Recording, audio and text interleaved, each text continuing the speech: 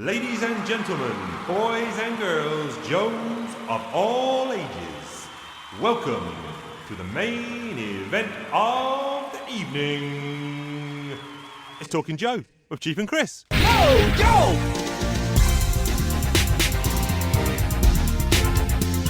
Yo, Joe!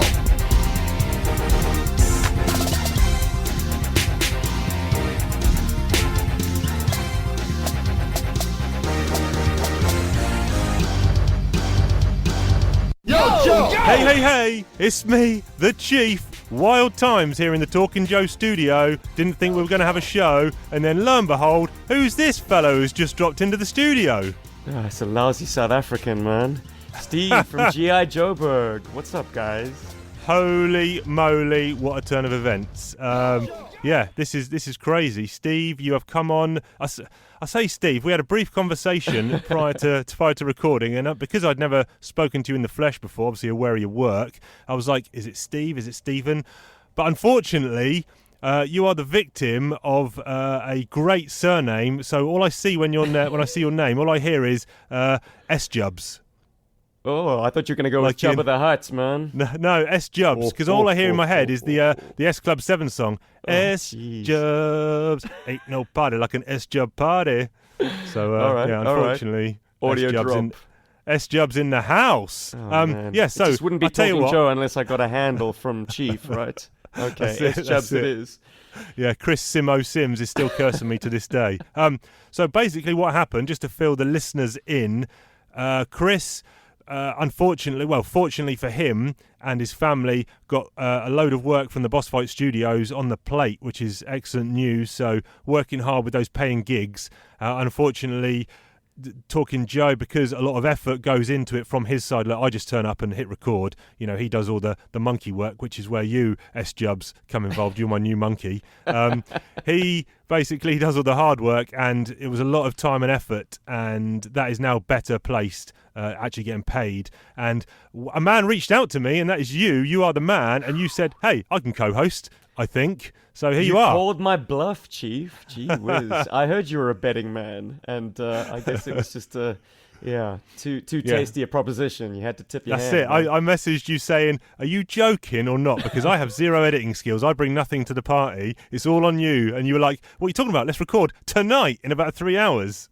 Yeah, Chief, you just bring Chief, man. You're the charisma. It's all about you, baby. I'll do the surgery. And let's not forget, my time right now, just coming up to 8 p.m. in the evening, local time, just outside London. You are about just coming up to 4 a.m. in the Philippines. You had to go there.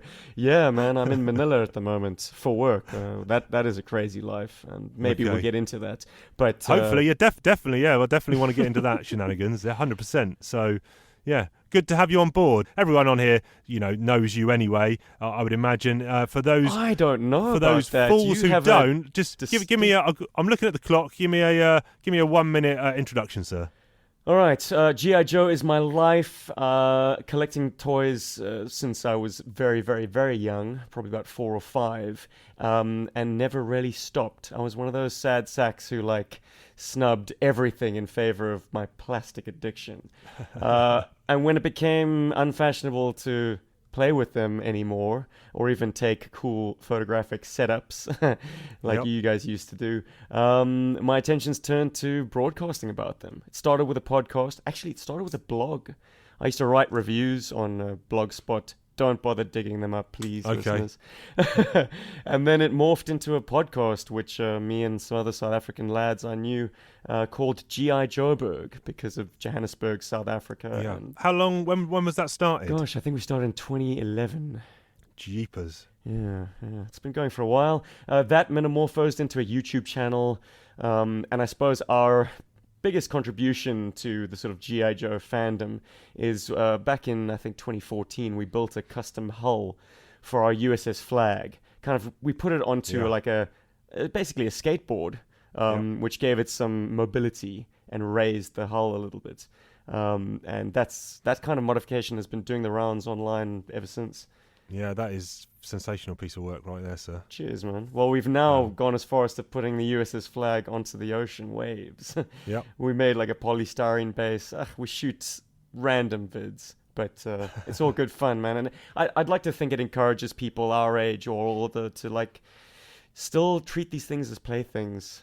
You know, That's it's it. sad That's it. when your Yeah. collection just gathers dust. One of the things I like about kind of doing this pod and kind of coming into this scene is that I was always, kind of a comic first kind of guy, especially from G.I. Joe. And obviously I had the toys as a kid, but never really followed that into adulthood. But now coming back in and kind of seeing the scene and, Chris talking about his passion for the toys and you guys. And, there's so many people out there that are doing fantastic stuff. And there's definitely a part of the scene where people like to, boxed mint in packages in the display cabinet, and I understand that. I do understand that, but I also, like you said, the play aspect. That's a bit more up my street. Get them out in the sand and in the snow and in the, get the toys actually doing stuff what they were made for. Absolutely, man. And while I would say I'm a toy guy first and foremost, I was never much of a cartoon guy. What informed the way I played G.I. Joe was always the comic books. Yeah. Distribution wasn't great back in the day in South Africa, but in the news racks you could often find an odd scrappy G.I. Joe comic, and they would be out of sequence. We'd have to fill in the blanks, but like the action set pieces that involved toys that we actually had. That just fired our imaginations, man. I must have played out that sequence where the Ninja Force, like, sort of hand over hand, like do this sort of ant chain over onto the Silent Castle. We acted that out with our Ninja Force action figures time and time again. Yeah, surely And it that's wasn't just one long example. before some of those fingers or thumbs broke. You know it, baby. Yeah. They were not built to last, sadly, especially not with rough play. That's it. The other thing that you've let yourself in for by coming on this show is you are now my third co-host for this show. Obviously, I knew Ben growing up, and then me and Chris met when he came over to London, which means we are also destined to meet at some point in time. Where in the world, Chief? Name the place, man. Should we head to Monaco? Oh my god, let's do it. Let's see how we get on first of all. Let's see how the show pans out. Nice, brother. Well, I've got good family stuff. in the United Kingdom, so it's potentially on the cards. My brother lives in Brighton. So, it could happen, and soon. Good stuff. The Brighton, that's actually where one of the Seddon brothers, long-time fans of the show, my buddies, one of the Seddon brothers, Mark, lives down that way. So and his brother's close as well. Road trip. Good stuff. Glad to have you on board. Good catch up there. And I'm hungry now, so I'm hoping, short notice, have you got a snack? Snack attacker. Chief and Chris, like Han Solo and Chewbacca, are travelling through hyperspace to get some snacks. Snack attacker. Affirmative, buddy. There you go. Walking the streets of Manila, I came across, oh my goodness. It's a coronary in a bag. It's by a brand called Jack and Jill. This is a savory snack. It's called Chicharron ni Mang Juan. Okay, which means what? Which I have no idea what it means, but I believe it is a imitation pork crackling snack. Holy cow, this could, holy pig, this could be anything. I don't know what it is. I think it's made out of, like, dehydrated potatoes and tapioca and Listen, green peas. I got one question. Can you give me some recommendations for a new co-host when you drop dead? Well, you can make your way through the G.I. Joburg boys. That's it, yeah. Their time zones are a little bit closer to you, being in Johannesburg and Cape Town. But let's see how I go. Here we go. Let's do it. Oh, jeez. In terms of flavor, it's... Is that a big bag you got there, or is it a small bag? Yeah, you betcha. It doesn't even have the grammage. No. It's a big bag, but it's mainly filled with air, so it's only 90 grams. Okay. That's still pretty big, I think. Gumagamit pa rin ako po at opo at ang same. Whatever. It's Tagalog. But here it Sounds goes. like Greedo. Into my well, maybe that's just my pronunciation. Speak Hatties, don't you know? I am Jubber after all. Here we go. Wow, good crunch on that. Very good crunch. Fresh. Well, I don't eat pork crackling often, but this is definitely something else. It's got a bit of a heat to it. Okay. But of course, I think everything's overpowered by the fact that I brushed my teeth about an hour and a half ago. So it's an interesting cocktail of flavor. Over to you, Chiefy. Okay, I've got a. I think it might have been last episode where I had a bananito, but bananato, but bananito, bananato bar. No, bananato banana bar. One whole banana and cashews. It's called a cashew cookie. Let's get in this. Very small. Man. Didn't you learn last time? No. Well, I said I bought like 4. I bought 4 of these, all different flavours. Making my way through them. Take a picture there because it's quite small. Let's open it up. Again, looks like the same as the other one. Looks like some kind of dog food treat. I'll send you a picture afterwards so you can see it before we post it up on the socials. Let's have a go. Yeah, not crunchy at all. Very chewy. Hard work. Not buying that again. Hey man, at least you're getting your potassium. I mean, if it is one whole banana, we hope the nutritional value one whole banana. Bam. Right. Anyway, what's potassium good for, anyways? Potassium that stops cramp. I think. Is that one of the tennis players used to eat them? Oh, good stuff, man. Stop getting cramp. I think. Anyway, I could be making that up, but yeah. But no, what's your fruit? What's your go-to fruit? I'm still like a really green apple kind of guy. Granny Smith. Yeah. Just really sorts me out. Apple a day keeps the doctor away, I guess. But supposedly. Yeah. But then again, my wife's a doctor and I kind of miss her, so maybe I should stop eating apples. Yeah. Comic talk, oh, comic talk. Larry Hama writes them, Chief and Chris discuss them, whoa. Comic talk, oh, comic talk. Larry Hama writes them, Chief and Chris discuss them, whoa. Right, we are covering issues 169 and 170 of Real American Hero.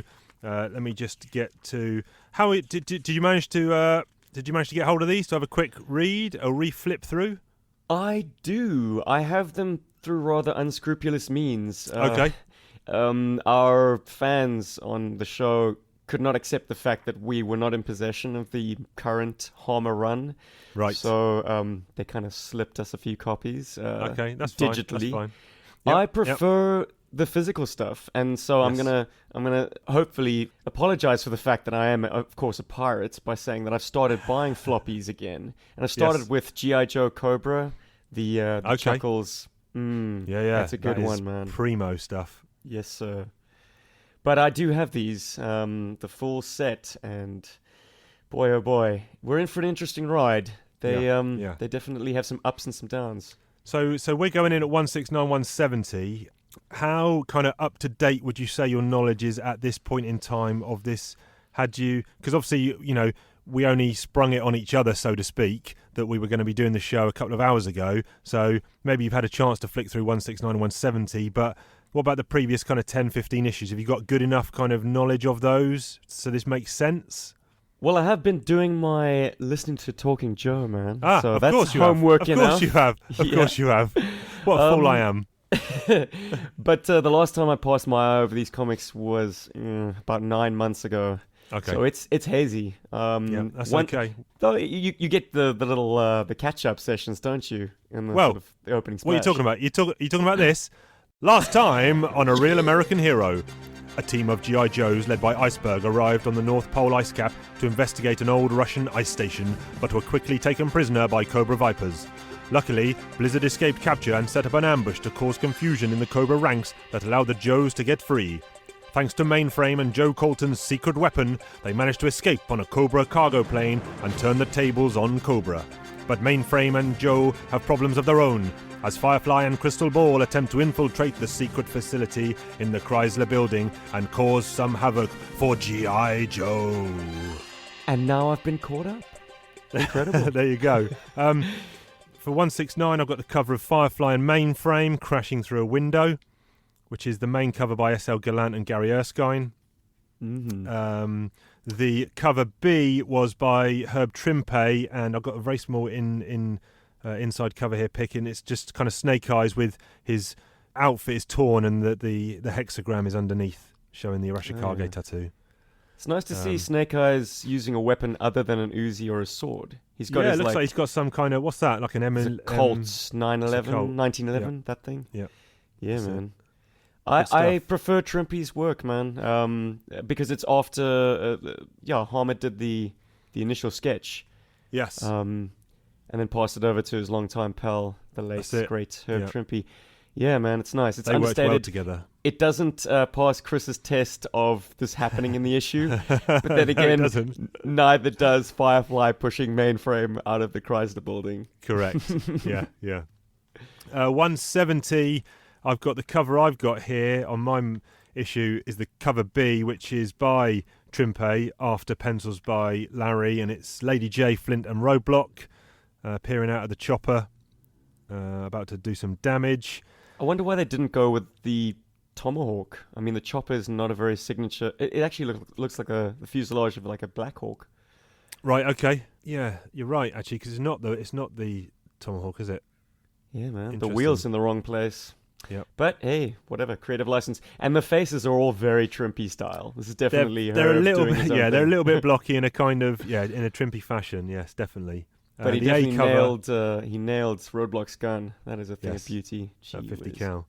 The cover A is by S.L. Gallant and Gary Erskine, and it's Snake Eyes kind of worshipping a sword in a shrine, and there's loads of other ninjas in the background. This kind of happens, but he's not in his Snake Eyes garb when it happens in the issue. He's just in a suit. Or is that even in the first? Is that even in the previous issue? I think it's in this one. Yeah. Okay.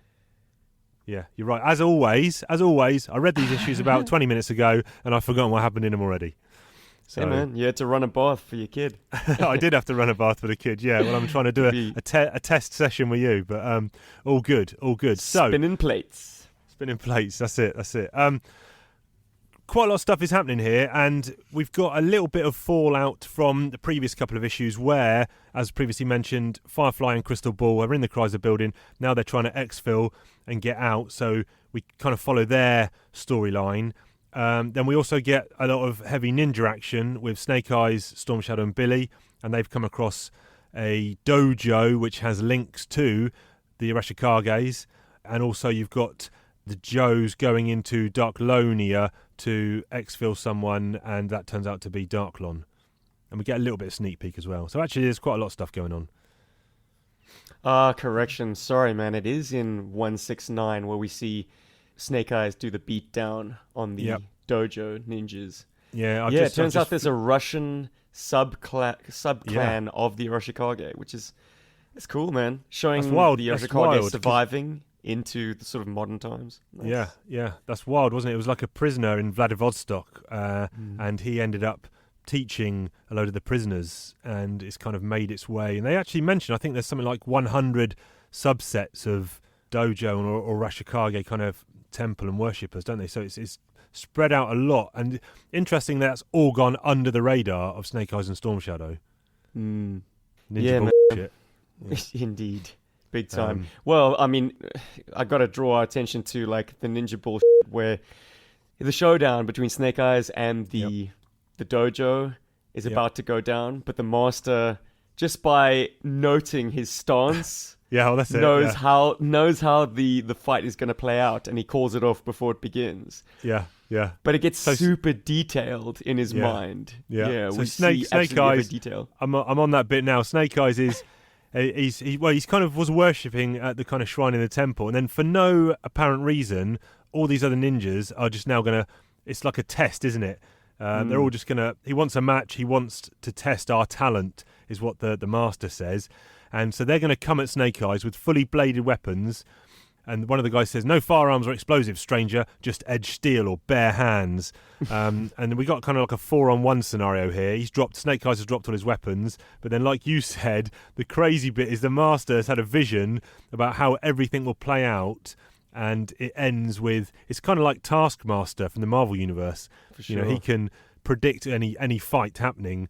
And it actually ends, this sequence ends with Snake Eyes stabbing a guy, looks like possibly through the heart, maybe, definitely through the chest, with a kind of bladed spear, and that's how it was going to end. I can't believe that Snake Eyes was going to kill one of these people, but anyway, It's just the punctuation on this guy's vision. But it reminds me of something that Harmer's done before.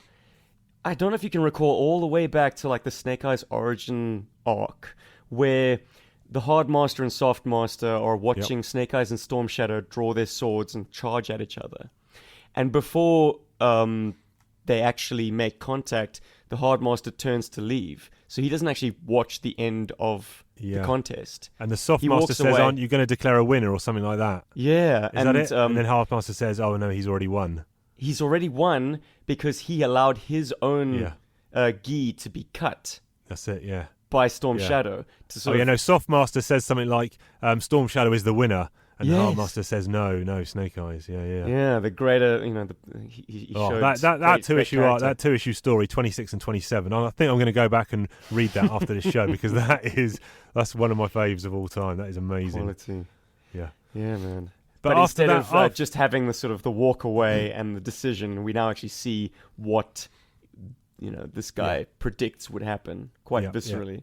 Yeah. But it is also a useful way of Snake Eyes demonstrating that he is Arashikage without having to say anything, because obviously he don't speak. So he's got to kind of demonstrate through technique exactly how adept he is. And then as soon as once that's over, as soon as they kind of reveal their tattoos, all the others kind of start bowing down and realize that they're in the presence of some OG players right here. And Billy. Just tagging along. And Billy. How did he ever get let into the clan? I'll never know. I don't know. Punk kid. Fast learner, I guess. Yeah, man. Big time. Like 3 pages and he's a ninja. Yeah. There's a lot of references I've written down. There's a lot of Jungian references here. He's referencing Carl Jung right at the beginning, Larry, where he says, you should read what Carl Jung has to say about coincidence and synchronicity in his foreword to the Bollingen edition of the I Ching. And then later on, I think it's Cobra Commander is mentioning Jungian philosophy. It's very evident that just like in your dreams, I mean, all these characters are actually just Larry inserting himself, and his bibliography.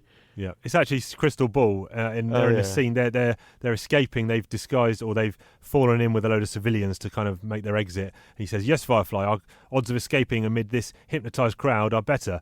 But what about the intervention of Jungian synchronicity?" I don't believe in that mumbo jumbo, Crystal Ball. So yeah, Chief, what's your take on Jungian synchronicity? I'll come back to you next week. Well read. I actually studied for an A-level in psychology, and nice. I failed. Carl Jung was up there, brother. I failed it. Basically, what I'd done was sidebar here. What I'd done was for the mock exams, I'd written a load of A-level papers throughout the course of the year. And when it came to the mocks, I memorised about 6 of these essays I'd written that I'd all got, A's or B's for throughout the course of the year, and hoped that some of those questions came up. And in the mock exams, 4 questions came up that were almost replicas of the essays I'd memorised and written and got good marks for. So I thought, oh, brilliant, I passed the mocks easily. So I thought I'd do the same thing for the real one. Memorised 6 essays I'd written that I'd got high marks for, hoping that similar questions would come up, and only 2 questions came up in the real exam, so I could literally only write, and I just copied word from word from my memory what I'd previously written, and I could only write 2 essays of 4. This is a 3-hour exam, so I'm 45 minutes per one, so I'm about an hour and a half in, and I physically, mentally cannot write anything else because I did not study or revise. All I did was memorise. And so I decided to write the script to Star Wars Episode 4 in the back of my test paper, and hoped that the person marking it was a Star Wars fan and they'd give me the mark I deserved. And they did. They failed me. So clearly not a Star Wars fan. But had I have read up or studied or passed A-level psychology, I might have had a leaning or an opinion on Jungian synchronicity. But I don't. So there you go. Wow, it's mystifying to about 99.8% of the people reading this, I'm sure. Yeah. All right. Let's just, we briefly touched there on the Firefly Crystal Ball stuff. So, did they succeed in their mission from last issue? I can't remember. They were there to... I think they're just trying to escape at this point. Yeah, I don't think they did. They got rumbled. Now they're trying to escape. And Crystal Ball's hypnotizing people. Are you a fan of Crystal Ball? That kind of, he's a bit out there.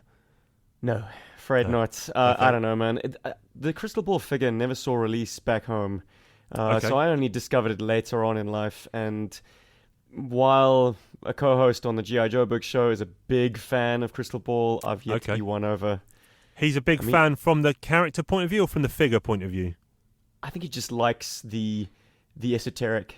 He likes the sort of gypsy, mind reader, weirdo, mystic kind of angle. There's a lot of scope for what he does. I mean, he's into that kind of. He's an artist by trade, and so fantasy art is something that he likes. And I suppose Crystal Ball's design is that appealing. kind of aesthetic, yeah. And I mean, perhaps the potential that the character has. But I think for the most part, he's played for jokes. Yeah, I mean, it's difficult because you're right in that he is kind of a bit of a parody and a bit of a jokish character, but in a weird way, he does kind of fit into the G.I. Joe universe. If you think of all the crazy ninja stuff, what he's doing is no different than what we've just seen that Ninja Master do in the dojo of predicting the future and playing out the fight scene. It's not a massive amount different to that, but because, I guess, the ninja lore has been embedded into this comic for so long, the craziness is kind of accepted, whereas Crystal Ball's craziness is a bit more akin to something at the X-Men or the Avengers, I guess. But what is interesting here is, like, Larry is totally playing into the toy. I mean, the whole hypno shield nonsense, like, you can use Crystal Ball as a character with kind of interrogation or hypnotism abilities and techniques. But he went the whole hog and gave him his classic accessory, which just speaks to, I don't know if Larry's taking this seriously. Yeah, I think you hit on something well that I hadn't really thought about, in that, he could be used effectively in other modes or like interrogation. It's kind of like what they did with Chuckles. He was kind of a bit of a joke-ish character when he was first introduced into the Marvel Real American Hero run. He didn't have many issues, to be fair, but he was kind of the clown in the Hawaiian shirt. And then when he kind of got revamped in that IDW run with that Cobra series as kind of, a brutal undercover agent, and suddenly he became this amazing, fantastic character. And then Larry's brought him back in this series, and he's a lot more akin to that IDW continuity stuff than he was the original Marvel run. So I think, maybe they could have done something with Crystal Ball had Larry chosen to do something different with him. More in line with G.I. Joe Cobra. Yeah, just the character, kind of this gypsy kind of, they could have added a bit of Shroud of Mystery about him, and he could have been, a Cobra Special Ops guy, but as soon as you put him in that kind of fur-lined tank top with a hypno shield and mild mind-reading abilities, then he does become a little bit of a joke. But yeah, interesting. I mean, I've got all these in singles, but I probably stopped at around 225, something around that in terms of reading monthly, so I'm about 4 years behind in the reread, but I can't remember him popping up in any future issues. Maybe he does or maybe he doesn't, but that's just my bad memory. But I'll be interested to see if Larry does reuse him again. I wouldn't be surprised if someone just requested it in correspondence to Larry, and he was like, yeah, cool. I run this show. I can put Crystal Ball in anywhere. I mean, it wasn't something that he had touched on previously. The only Crystal Ball appearance was written by Herb Trimpe in that Ladies' Special Day. Missions. Yeah. But anyway, as these guys are trying to get out Firefly and Crystal Ball, it's not really, as the cover would suggest, Mainframe who's stopping them. It's actually Jane. She meets them in the stairwell and has a bit of a to-do with them. Or that's in the next issue, actually. Oh, no, it is in this issue, yeah. Kicks open one of the stairwell doors and confronts them, and then that's where Firefly says he's got like a remote detonator in the next issue. He's wired up some hostages. That's it. Oh yeah, we do get at the very beginning of the issue nearly, we get the guys returning, Iceberg and Blizzard and all those guys return. And then we get the beautiful cameo of a Astro Viper. Oh yeah, in the hot seat. Yeah. Random. I mean, they're astronauts or Cobra-nauts. Okay, but I suppose, and who's that next to him? What figure is that? Is that a drawn as a character? The guy on the right? Come on, Chief, you can do this. Came with the Night Raven. Did you have a Night Raven? No. It's called a Strato Viper. Strato Viper, yes, of course. Oh, but of course you would know that from Showdown. That special missions where it's kind of a parable about G.I. Joe taking care of their planes and their pilots, and Cobra not. One of my favourites, and they You basically I love it. They basically chuck away the escape tool, don't they? And There you so go, when he's going down, he can't unlatch the cockpit. Yep. Love Yeah, that issue. That's quality. It is. That's two of my favourites. The Showdown one, which was the special missions, wasn't it? And Shakedown, which was the issue 34. And it's taken me up until now to get that right and not confuse the two. We have so got it right, closely haven't we? named. Yeah, no, it's correct. Okay, Showdown right. and Shakedown. Yeah. I mean, Shakedown and Showdown. I mean, whatever. Don't whatever. sweat the deets. They're both good. Go and check them out now. I'm gonna bloody hell. Now I've got to add those two to my reading list as well. So issues 26, 27, 34, and whatever that special missions one is. I've got to read 4 issues after this now. Is it Cheers. sad that the modern stuff makes you nostalgic for the old and not necessarily enthused about continuing with the modern? I mean, how do you split your time? That's interesting in terms of, we did, for the listeners who haven't checked out, cheap plug, haven't checked out my other podcast I co-host, The Outer Timers, on episode 2, we get Ben, my co-host, we get his wife on, and she is an expert in kids' culture and play, and we have a bit of a 30-minute conversation about nostalgia and, you know, kind of what it means to people of our age. And that's interesting that that isn't really something that we covered, but it's something that I'm going to potentially pick up on, in where you said, how do you split your time between doing things from a nostalgic bent or continuing reading? So, you know, I get more buzzed reading the Larry original run, so, you know, somewhere from between like 12 up to like maybe the end of the Civil War, or maybe the 90, something like that run. I'll get more buzzed about that than I would reading this, definitely, if I was given a choice. And I guess it's going the same way with other comics. I read a lot of comics. I've probably had about 12,000 floppy at peak collecting. I've probably pared that down to maybe 6,000, 7,000 now from selling a lot. And what I'm finding is I'm getting much more joy from rereading old stuff than I am from buying new stuff. So I don't know, where there must be a line where nostalgia does take a back seat, but I'm yet to find it. It's fun to play in our nostalgia, man, because the past just keeps getting better and better, right? Yeah, I think so. And I think there's been a general kind of pop culture leaning towards, you know, embracing, you know, over the last, I'm going to say sort of 10 years of embracing, you know, retro stuff and nostalgic stuff. And, you know, you see all these re-releases of figures and toy lines that in the 80s we thought were long dead and gone. And, you know, you're now getting revamps of Turtles and Masters of the Universe and all this other stuff. I'm not a big toy guy, so, you know, I could be getting it completely wrong. But no, you're absolutely right. In fact, the only really notable, you know, toy line to not get any retro treatment, and I'm not going to get as far down the ladder as like Mask just yet, but like G.I. Joe retro has not been a thing yet, and we're all asking the same question, like, why not? Yeah, well, you They've think done there's it a with market Transformers, Star Wars. They've even done the Ghostbusters action figures. Is there a market? Hell to the yes. Yeah. Yeah. But do they aim it just at the nostalgic crowd, just at the people who had them as kids? Would there be a market for this generation's kids to play with those, you know, retro figures? If the quality is good, if the product is good, I think there will be some following amongst the youth of today. But I mean, G.I. Joe was taken up by way more of us than the more nichey things like Ghostbusters action figures. Yeah. Or I would even go so far as to say Transformers. I'd say G.I. Joe was number 1. Really? So even if they just peddled it to us old timers, they'd move numbers, man. Yeah, and G.I. Joe kind of had that advantage that the Star Wars line had, and, you know, Transformers over other stuff, in that just the quantity. I mean, look, Ghostbusters, what are you going to get? You got 4 main Ghostbusters and then a few secondary ally characters, and then the enemy, then the ghosts. But with G.I. Joe, you know, it's even almost Masters endless. of the Universe didn't have the depth of roster that G.I. Joe had. No, that's interesting, because I was looking at I got a sketch a couple of years ago, because I collect comic-based art, and I got a sketch from Ryan Kelly, and I'd seen a Masters of the Universe character he'd done. I thought, I'll get one of those. So I never had the toys as a kid, but I was aware my friend had them, so I was aware of the majority of the figures. So I went online just to look at, I think I went just to Wikipedia or something, just to look at a character list, and it was surprisingly small, the actual amount of characters in that line that were actually released. I thought there would be hundreds, but it was definitely not that many. So yeah, man, G.I. Joe was on top for a good it. long while. That's what bought many a Hasbro exec their mansion. Yep. But they seem to have left it in the dumps.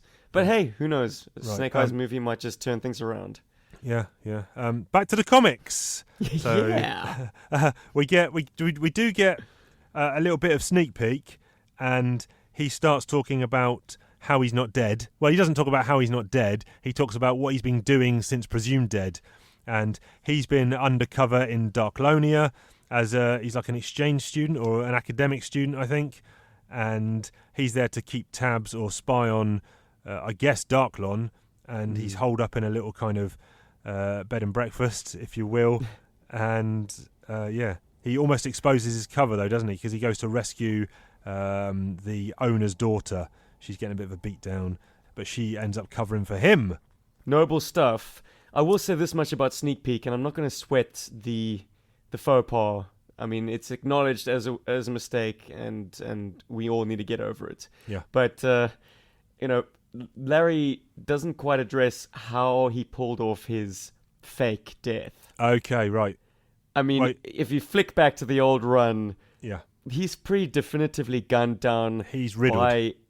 Well, it's not even a machine gun. It's like the Range Viper's standard weapon is a grenade launcher. Right.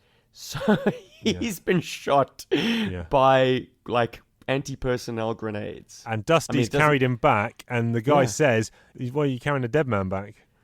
So, I mean, okay, we're assuming that Dusty's not in on it, but I mean, how he survived that kind of... Yeah, I'm with you in that I'm not a big forum guy, so... When Chris mentioned this last week, and I was like, "Oh, was it a big deal about Sneak Peek coming back?" And he was like, "Oh yeah, the people went mental that he had come back and he shouldn't be alive, and he was clearly seen as dead, and what's Larry doing?" But for me, I've been reading Marvel and DC superhero comics for 30 years, so I am well versed in people supposedly being dead and coming back to life. So. I'm not saying he was dead and came back to life. Obviously, that's not the case. We're just saying he was never dead. He was presumed dead, but whoever took his pulse got it wrong. Nice. I buy that. Yeah, there you go. Now explain your way out of this one. So, the previous two issues that you guys covered dealt with that Russian research station, right? Yes, correct. Wasn't that pretty definitively wiped out? Yeah.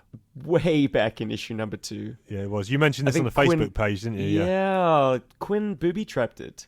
He did. But, hey, you know what? Pick the parts that you like and leave out the rest, right? Maybe there were 2 research stations. I don't know. No. Look, by his own admission, Larry says he doesn't reread old exactly. stuff. And look, he's an old man, so his memory's probably failing him. Look, I'm a middle-aged man, and my memory's bad, so there you go. I'm probably not even middle-aged. I'm probably, 44. I'll be lucky to see 88, I reckon. But anyway, let's get a bit morbid there, so let's move on. Yes, sir. We cut to the next issue, and we see Lady Jaye checking for bulged cases because she don't want to jam on a live mission. And gun porn, baby. That's it. And Flint's popping in here. And then we see Roadblock. So we're just basically a quick reintroduction of the main crew that are going to go on this mission. And there's a really nice scene I like when they all load up in, and they actually are loaded up in the Tomahawk, which, like we said, the cover was wrong. I'm just flicking forward where we get a scene, it's a silent scene where the Tomahawk's coming in and Flint is sharpening his knife.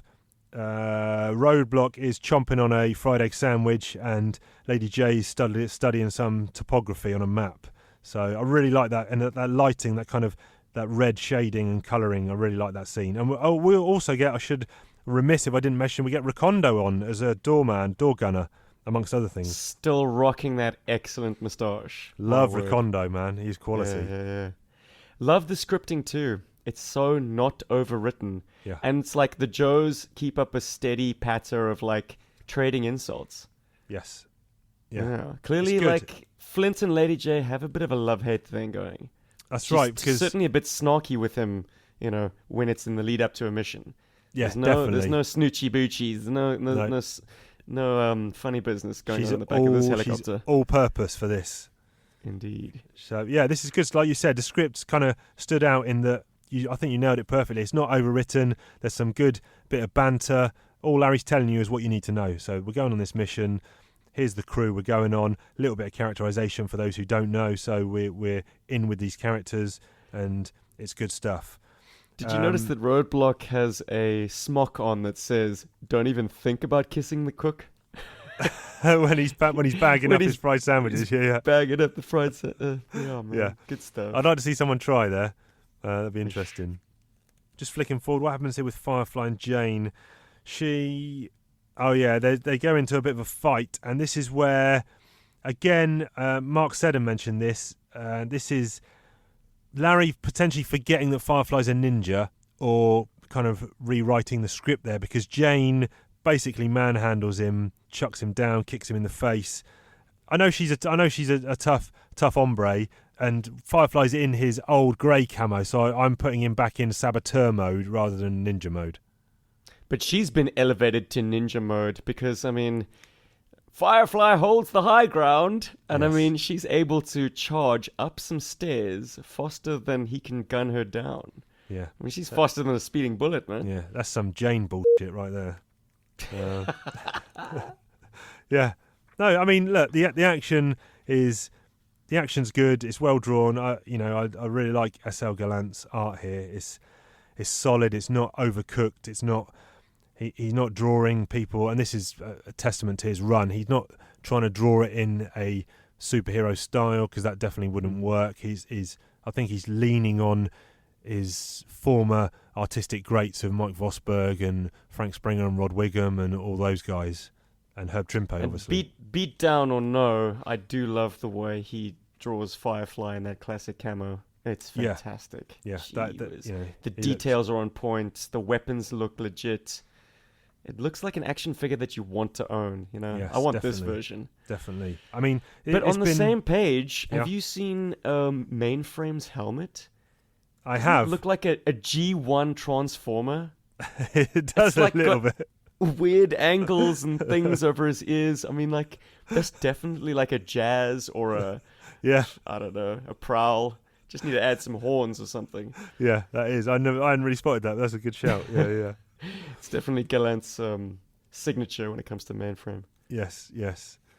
Then we get a bit of background as well from this ninja master, and he tells the story that we briefly mentioned about the secret mission in Vladivostok, masquerading as a Siberian hunter, and kind of gets captured and teaches the other inmates as a form of kind of PT, as a bit of personal training. Teaches them. They all get the hexagram tattoo, and that was his father, I believe, wasn't it? Did he say that? Oh, I am his son, and it was I who brought Son this. of the sort of the guy who initially assaulted, but then was won over by the middle Yes. master. Yeah. Oof. Oh, yeah. Of course, Yeah. the middle. Yeah. Of course, I'm forgetting to mention it was that the guy who founded this offshoot, or was training, was the guy called the Middle Master. And to quote this ninja guy, he says he was the elder brother of the Soft Master and the Hard Master, who were the heads of the Arashikage clan. So it's a newly introduced character, never previously mentioned. But again, I'm fine with that. We don't need to have known all the details back in the day. And yeah, and he mentioned there's all these offshoots, and kind of he also links to a potential danger, doesn't he? But I regret to inform you that a serious threat from the past has arisen, and that the Arashikage are now facing extinction once again. So Larry's dangling the threat.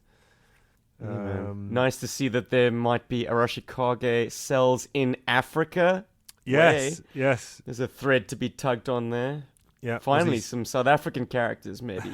Let's have it. Are there any South Long African lost. G.I. Joe characters? Alas, not. Okay. Are there any African other than- G.I. Joe characters? I don't think so, man. I mean, one of the questions that was always asked when G.I. Joe Berg members were interviewed by other sort of G.I. Joe podcasts was, did we have any exclusive characters in our area? But Right. no, man, nothing like that, sadly. It was all just sort of the repackaged European and American releases. Sad times. I know, right? We need it. On the next page, Sorry, I'm just having a bit of my banana Tito bar, but bananito bar. It's still I was bad. wondering if it would make an appearance. It's still bad. Reappearance. When we cut to Cobra Commander on the next page, and he's outside, or he's inside the Wax Museum in Broca Beach. I've just noticed that there's missing letters on the kind of awning of this Wax Museum, and you think it would be Custer's Last Stand, but the letters are missing, and it says CU is missing letter T, missing letter RDS, so it would be Custard's Last Stand. Excellent. I don't know if that's a reference to anything, but just seemed a bit strange. Hey, man, that's harmless humor. Or maybe it's Gallant's. Yeah. What's this is another interesting bit. I've written this down. Destro posing ! Because inside the Wax Museum, Cobra Commander's gone, why are there 2 Destros and 2 Baronesses in the Terradrome diorama? And of course, 2 of them are not wax figures. They're actually the real Destro and Baroness. So how long do you think they were holding that frozen pose for? Well, if you look at the top panel, Destro's folding his arms. Oh, yeah. And look at the panel below that. He's got his arms on his waist. Oh, so yeah. He's not a very successful human statue. Surprised the Televiper didn't notice that. Yeah, I'm not surprised, no. Yeah, how do they see anything with those words scrolling across their faces? That's a cartoon joke, by the way. Right, okay. Again, I'm not really a cartoon guy, so... Neither am I. But hopefully some of the listeners are and got that one. Yes, yeah. I'm tempted to do a rewatch of the... Well, I say rewatch. I don't think... All I've ever seen, I think, is Arise Serpento Arise and G.I. Joe the movie. That's a relatively good one. Right. So I fear if you can't stomach that, you're not going to have much luck with the sort of series proper. I honestly don't know what my opinions on it are because I probably haven't seen that for 25 years. So, I might give it another go. We'll see. Exactly. If you like all things retro, it might still amuse you. I don't know. Look, the voice acting is top notch. It's fun to see toys in motion. Yes. Even if the plots get silly, it's just good stuff to have in the background, I guess. Yeah. Anyway, Destro confronts Cobra Commander and then pretty much straight away makes a swift exit in a fire bat. So I'm not really sure much to Cobra what Destro Commander's surprise. Yeah. He does a Houdini. But what was Destro's actual... he's here. What was he hoping to get out of this meeting with Cobra Commander? Just to find out about It Darklon? annoys me how often Cobra Commander gets guns pulled on him. Yeah. I mean, honestly, does it hold any threat anymore? Yeah. Once you've thrown down with Snake Eyes in the Slam Dance in the Cyber Castle, then you're probably not scared of anything, I imagine. But anyway, Destro. I guess he's there to find out about Darklon, who was like sneak peek, presumed dead, but had a bunker in his base, so he survived. So then Destro's bugged out, and then kind of the issue closes with the guys opening their mission briefings, and we find out that the guy they're there to extract is actually Darklon. So yeah, man. That's and did you notice they brought a handy little document shredder on the helicopter? Oh yeah, Recondo's putting them through. Yeah, very handy. I think it was often joked about. Well, once or twice it was joked about in G.I. Joe issues where, if they didn't have any way of disposing of the orders, right, the pilots would have to eat them. Yes, it was. Yeah. And those looks like some pretty thick folders. So yes. I like this. I like the fact that Gallant is putting in a lot of extra neat little flourishes and touches and kind of almost not Easter eggs, but just fun little bits, and that's a testament to him. And I think he actually holds the record, doesn't he, for longest run of most issues of G.I. Joe penciled by one artist. But it's very evident that he loved the details. I wouldn't be surprised if he's got a groaning toy collection of his own. Yes, yeah. Something I wanted to flag is that it surprised Cobra Commander that the sort of mock Terradrome inside the Wax Museum has a practical, functioning fire bat. Yeah. Why that would come as a surprise to Cobra Commander, I don't know. No, because he built Springfield with a laser gun in the arcade that Correct. Functions. Correct. And then Broca Beach, which had it had the ferry go round with the the pogo and the ferries. Pogos and fangs. Yeah. So it shouldn't be surprised at all. But everything opens and shuts. Nonetheless, Cobra Commander is clearly a bit of I'm not sure. I'll tell you what, I'm going to save this for later in the show, but we'll come on to that later in the show. But right now, given the short notice, I wonder if we're still able to do the segment entitled Toy Talk. Well, yes, we are. Good, good. Steve talks about toys. Oh, Steve talks about G.I. Joe. He talks about all the things from the comic book and the animated show. Chris talks about toys. Chris talks about toys. Chris talks about toys. Chris talks about toys. So, since we close out the issue with the cool covert insertion team, I thought we'd talk a little bit about G.I. Joe's covert operations specialist, Lady Jaye. Oh, nice, nice. Codename Lady Jaye, file name Hart Burnett Allison R. Primary military specialty is intelligence. Secondary military specialty is personnel clerk, which is a very mundane secondary specialty. But I suppose yes. that just factors into her cover story, right? Yeah, yeah. She was born in Martha's Vineyard, Massachusetts, and her grade is E4, which is surprising because she's a very, very qualified enlisted soldier. Yeah. Lady Jaye graduated from Bryn Mawr, which is a college, I believe, in Pennsylvania, and did her graduate work at Trinity College in Dublin, where she acquired the faint Gaelic lilt that adorns her speech. Did you know that, Chief? I did not know that. News to me. Well, now you got to read her with a Gaelic lilt from now on. She's an accomplished actress and mime, and is what? Sorry. Mime? Come on. She's an accomplished actress and mime, as well as a studied linguist. She can easily pass as a native in France, Italy, Poland, Russia, Germany, Afghanistan, Spain, and Portugal. She's airborne and Ranger qualified, graduated Intelligence School Fort Holabird, qualified expert M16, M1911A1, and reflex crossbow. She does not come with any of those weapons, I'm afraid.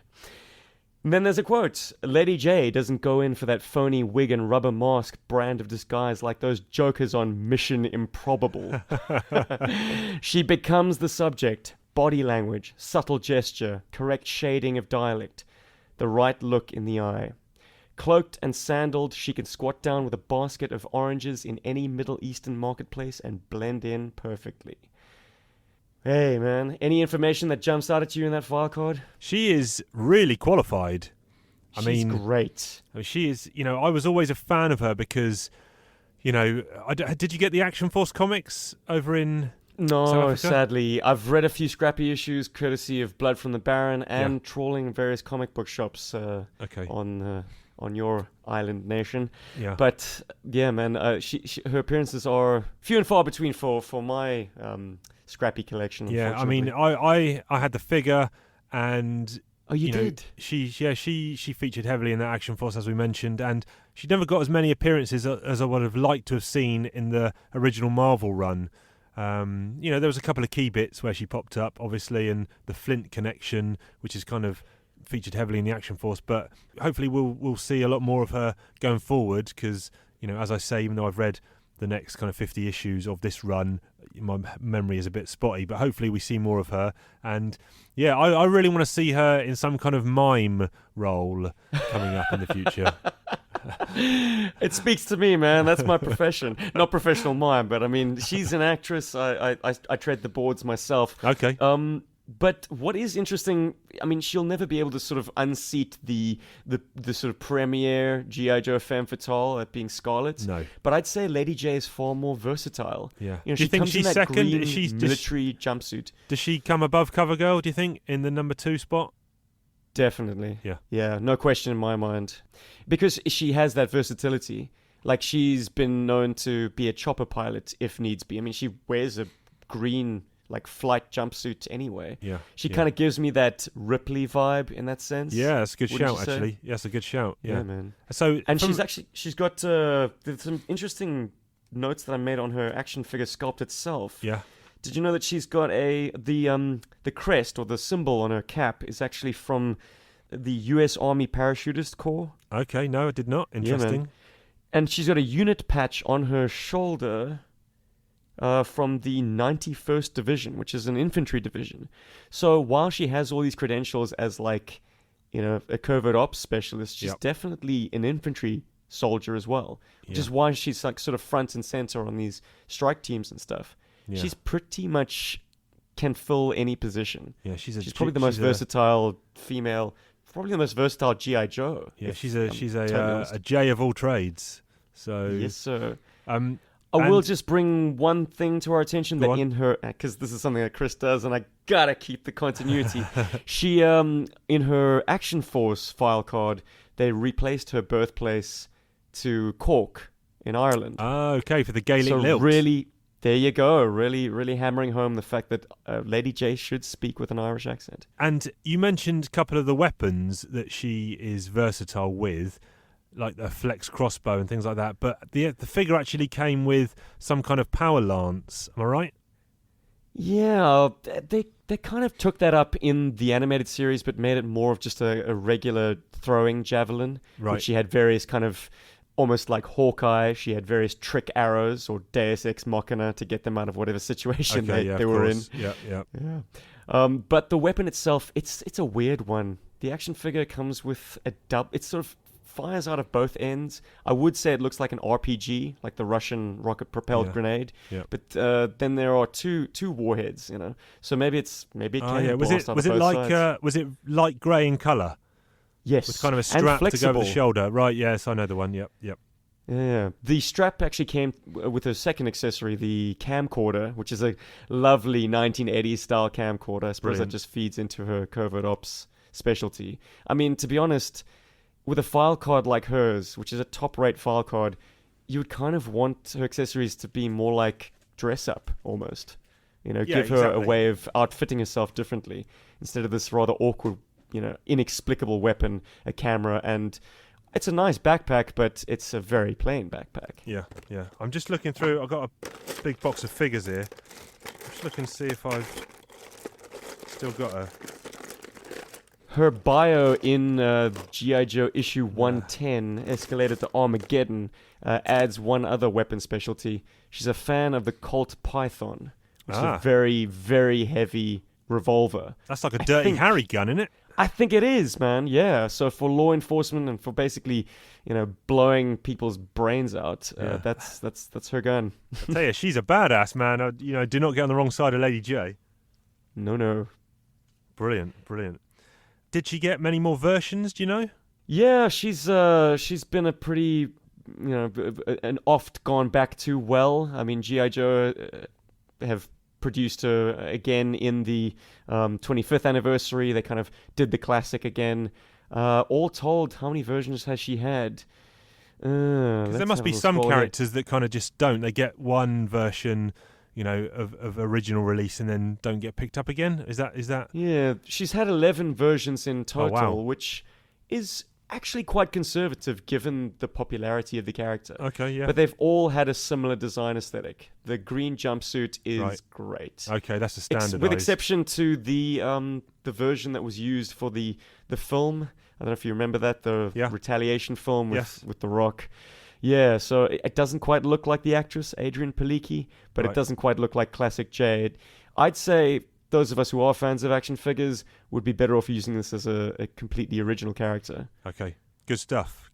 Nice. You've got a week to plan for next week's one. So, no, I'm not saying this was good. This was informative as ever, you know, picking out gems for me. So it's my personal favourite section on the show because I know so little about the toys that I feel like I'm getting an education every week. So thank you for that. Did you find your vintage Jay? No, I don't think I've got a still. I've only got, you know, a handful of guys there, but I do have a jammer. I'm looking. Oh yes, I'm looking at a jammer. Good stuff. There. Well, you hang on to that, Chief. That's a great figure and exceedingly rare these days. Well, I posted it when we first started doing Talking Joe. I think it was November 2018.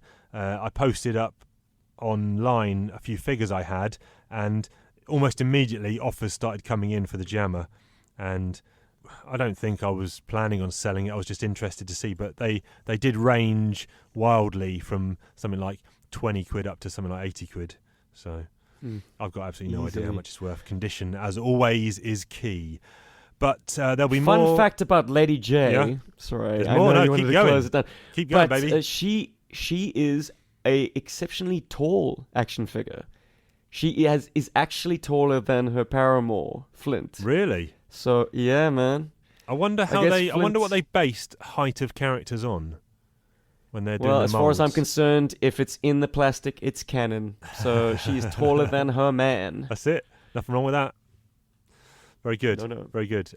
More toy talk next week from S Jubs. Right now, it's time for British colloquialisms, aka over egging the pudding. We got a pudding, we're gonna egg it. We got a pudding, we're gonna over egg it. We got a pudding, we got no criticisms. That means it's time for some British colloquialism. Listen, some of these colloquialisms, I wonder, when we've been doing them on the show previously, some of the Commonwealth countries, I wonder if they weren't necessarily British colloquialisms, but they had kind of a wider, broader knowledge base. So I wonder if some of the colloquialisms we've had have actually made sense to you, or were they all just as confusing as to our American audience? For the most part, it's been an education, man. Okay. I think colloquialisms might have drifted to the dark continent and then back, but like you guys definitely come up with some zingers. Yeah. Okay, so this one, I've got one for you this week, and this was, I used this about 2 hours ago maybe. So when we first connected a few hours ago, maybe a couple of hours before that, and you said I can come on and co-host, and I'm like, okay, fine. You were like, let's do it tonight, and I was like, what? Everything's just kicking off so fast. And so far, I have to say, I've really enjoyed myself. It's been a good show. We'll see how the final edit comes out. But anyway, I messaged Chris to say, listen, I know you know Mr. Jubs, and he's offered to co-host. Seems like, a good guy. And I said, he seems sound as a pound. Nice. And something my brother uses. Really? Sound as a pound? Oh, yeah. Yeah. So there you go. That basically just means good. So if something is sound as a pound, it means it's all right. Everything's A-OK. So there you go. But is the pound still sound, man? Well, no, nothing's sound at the moment, really, is it? But everything's up in the air. Yeah, literally, the atmosphere yeah. filled with virus. We did not have time to ask the listeners a question this week, so in a slightly new-ish kind of segment, it's going to be Chief Ask Steve a question, Chief Ask Steve a question. What'll he say? What'll he do when Chief Ask Steve a question? So, looking at kind of the mockery of Cobra Commander from what we saw here in this issue, where he kind of turns around, whoops, Destro's gone, and he's just acting like a bit of a fool. What is your favourite outfit for Cobra Commander? Are you a hood or a battle helmet man, or is there another design that you like? And what's your favourite version of the character in terms of his kind of persona? Do you like the kind of the comedy parody kind of stuff, or would you like it if he was a bit more serious and killing people off like we saw when he returned in that late 98, 99, 100, where he just started killing people off and was a bit more vicious? So to answer your first question, version 2, the hooded Cobra Commander, for the simple fact that it's got that deep Cobra blue. Yeah. The faceplate, the mirror, is such an iconic design. Yeah. But you don't like yet, the powder blue outfit. Yeah, it's interesting. Maybe it's like that to make it look regal and make it stand out from the rank and file troops that he commands. But I do like the symmetry. That deep Cobra blue is so unique and so Cobra that it's nice to have that in common between your Cobra forces and their leadership. Yep. The action figure is kind of weird, but that all comes down to the face looking not quite right. I mean, it is a little bit too much like a Pac-Man ghost. Okay. That said, it has charm. It is an original. It is a classic. So it's kind of hard to get away from it. There have been great versions done since, and done in various scales. I mean, there's certainly some fantastic 1:6 scale sideshow figures that have really nailed a kind of a modern hooded Cobra Commander look with like a leather sort of jacket over it, sort of duster. Okay.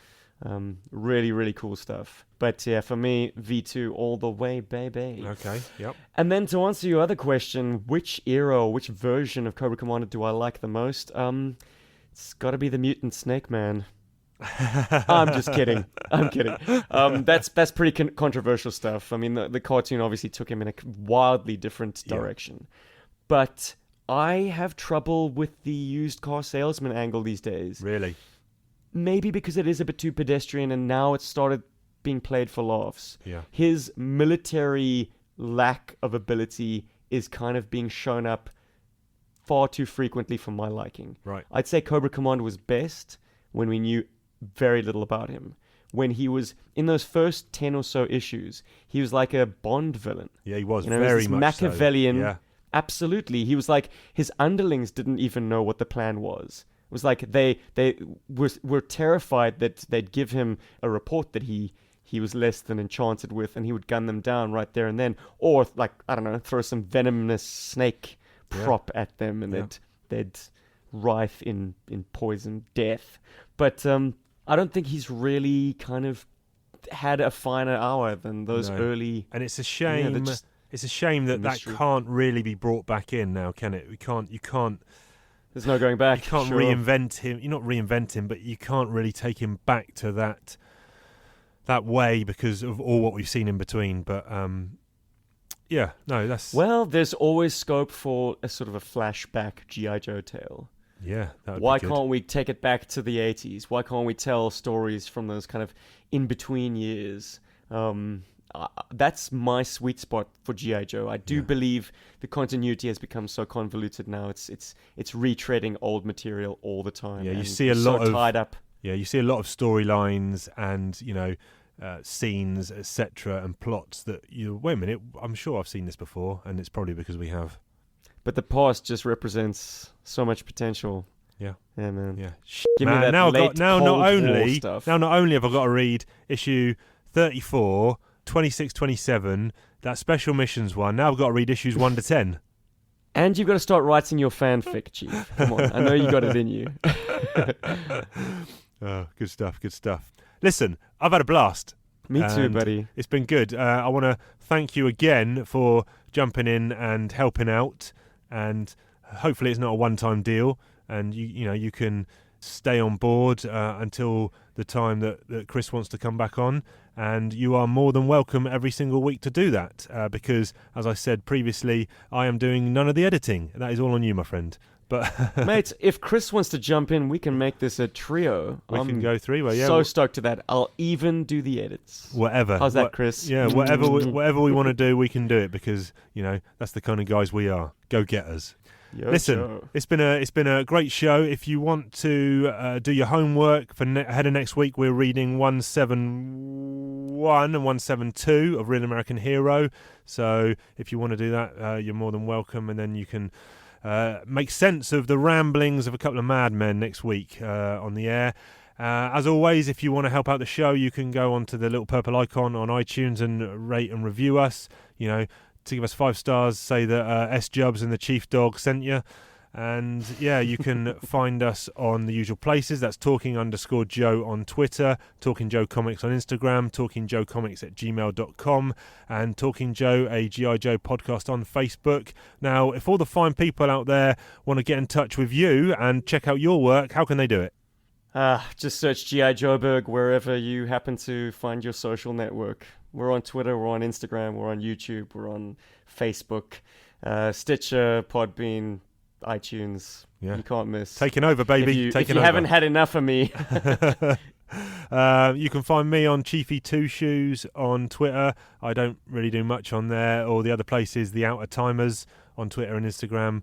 And yeah. Great podcast, by the way. Thank you very much, you're listening to this and you haven't listened to Outer Timers, what are you doing? Yeah, I'm recording a new episode of that on Thursday. It's 2 days' time. And what film are we doing on that? I can't remember what film we're doing, but it's going to be a good one. Oh, I can remember. It's an Eddie Murphy movie. It's an Eddie Murphy movie. That's a little bit of a spoiler there, but check that out. We'll be giving our views on that underappreciated movie. But with all that said and done, we will catch you down the road. Bye. See ya.